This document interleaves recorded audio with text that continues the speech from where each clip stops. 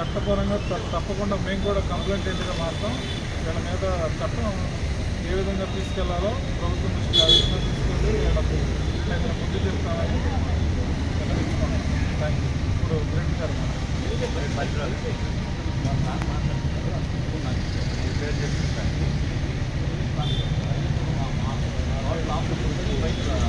విజయవాడ పక్కడాల ప్రవీణ్ గారి పక్కడాల ప్రవీణ్ గారి సినిమాకి హత్య అంటే ఆయన చంపడం కోసం ఎంతో కాలం నుంచి కలిసి అయితే వస్తూనే ఉన్నాయి. వాళ్ళ భార్య వాళ్ళ బ్రదరు వాళ్ళు కూడా ఈ గవర్నమెంట్ ఇంకా నిజాయితీగా ఎంక్వైరీ చేస్తుంది, మీరందరూ కూడా కాముగా ఉండాలని దానికోసం అందరూ కూడా కాముగా ఉన్నాం. కానీ ఈ రోజున ఈ గవర్నమెంట్ ఈ పోలీస్ ఆఫీసర్స్ అల్లిన కట్టుకథ చాలా అద్భుతంగా అన్యాయంగా మరి చాలా విచారణ దర్యాప్తుగా నేను మీ అందరి ముందు చెప్తున్నాను.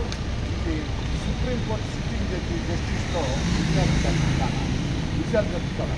పగడాల ప్రవీణ్ గారు అన్ని భాషల్లోనూ ఖురాన్లోనూ బైబిల్లోనూ మరి అట్లాగే హిందూ గ్రంథాలు 1805 నుంచి కూడా ఆయన అధ్యయనం చేసి దాంట్లో మనిషిని మంచిగా చూడలేదు, మనిషిని మంచిగా చూడాలా, ప్రజలందరూ కూడా కులమతాలకు అతీతంగా ఉండాలనే ఉద్దేశంతోనే ఆయన ప్రబోధాలు చేశారు. కానీ ఇంకా వేరే రకంగా ఆయన ఏం చేయలేదు.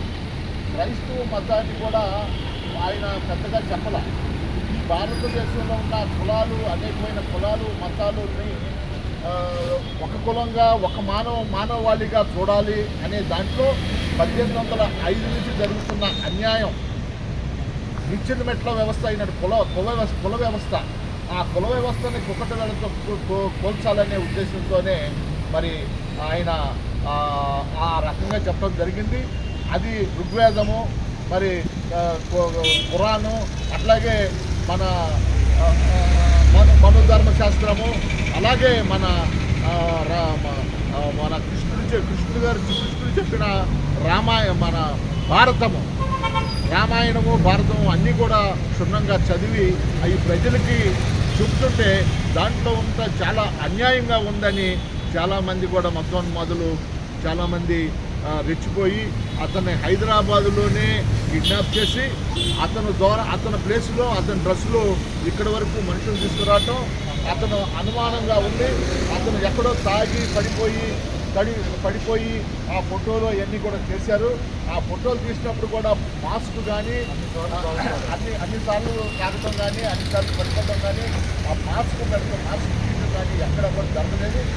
ఎక్కడ కొన్నాడు అనేది ఒక వ్యక్తిని పట్టుకుంటే ఆ వ్యక్తి హెల్మెట్ ఈ హెల్మెట్ కాదని, నేను తప్పు చేశానని మద్యం అమ్మిన